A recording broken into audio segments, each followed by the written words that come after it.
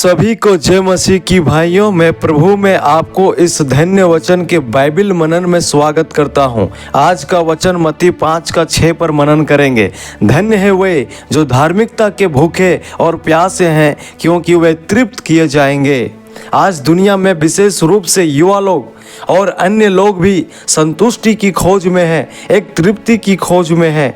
कुछ लोग इसे रिलेशनशिप में आने की रिश्तों में, कुछ लोग सफलता में, कुछ लोग सोशल मीडिया में और कुछ लोग सांसारिक चीज़ों में ढूंढते रहते हैं, लेकिन फिर भी वे भीतर से अपने आप में खाली महसूस करते रहते हैं, अकेलापन महसूस करते रहते हैं।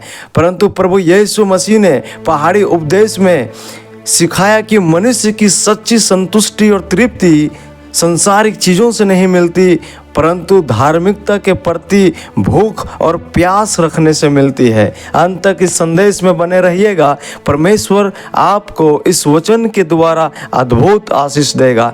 धार्मिकता की भूख और प्यास का अर्थ क्या है? भूख और प्यास एक तीव्र इच्छा और ज़रूरत है। जब कोई व्यक्ति शारीरिक रूप से भूखा और प्यासा होता है तो वह भोजन और पानी के लिए तड़पता है। प्रभु यीशु इसी उदाहरण स्वरूप उपयोग करके हमें आध्यात्मिक प्यास का महत्व को समझाते हैं।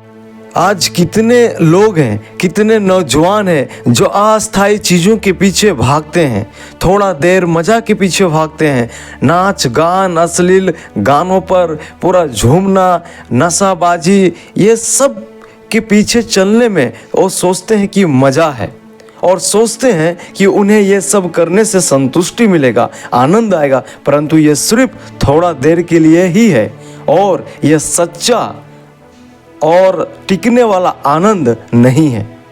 केवल धार्मिकता ही आत्मा को वास्तव में तृप्त कर सकता है। हमें परमेश्वर के लिए वही भूख और प्यास रखनी चाहिए जैसे हम भोजन और पानी के लिए रखते हैं। भजन संहिता उसका 34:10 पद में लिखा है, जवान सिंहों को तो घटी होती और वे भूखे भी रह जाते हैं, परंतु यहोवा के खोजियों को किसी भली वस्तु की घटी ना होगी, क्योंकि यह हमें परमेश्वर की योजना के साथ जोड़ता है।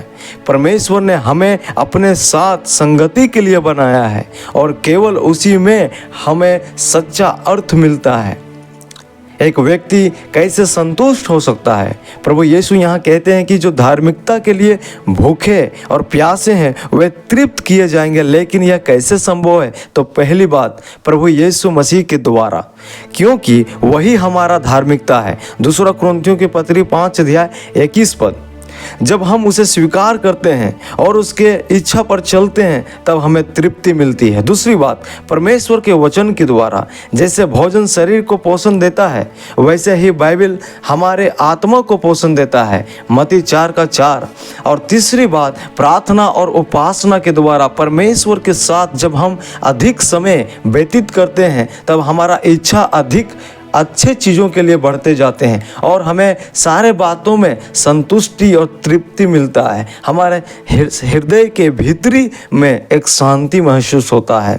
चौथी बात, विश्वासियों के संगति के द्वारा परमेश्वर से प्रेम करने वाले लोगों के साथ रहने से हमारा भूख धार्मिकता के लिए बनाए रखता है। इब्रानियों के पत्री 10:24 और 25 पद पढ़िए।